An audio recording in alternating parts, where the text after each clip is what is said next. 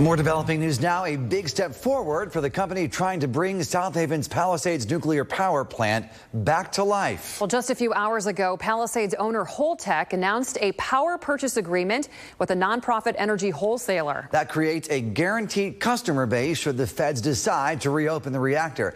It also means an injection of 1,000 jobs or more and hundreds of millions for Southwest Michigan's economy and tax base. Both Holtec and the state asked the Department of Energy for a grant earlier this year to restart the reactor, a move they said would create hundreds of six-figure jobs and pump some $200 million into the economy of Southwest Michigan every year. That request was rejected.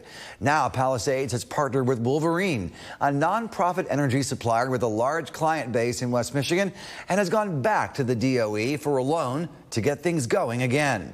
Repowering Palisades would be a major undertaking. I just talked tonight with Holtec to see how optimistic the company is that the Biden administration will say yes. Pat O'Brien, Holtec's Director of Governmental Affairs, says he's hopeful that bipartisan support on Capitol Hill will help. And he also says there's a misconception that Palisades, because it's old, isn't safe. Generally, the support in the last 10 years for nuclear has been on the Republican side. I've seen it shift in the last 2 years. They've really done a good job of standing up and showing why that nuclear power is important for the future and for Michigan. It brings a lot of economics into the region. And like you said, a lot of good, high-paying, six-figure jobs. You know, right now we have a staff of about 220. Should we go back to repowering, you know, we'll have to get that number back up closer to 550 that it was when it was operating.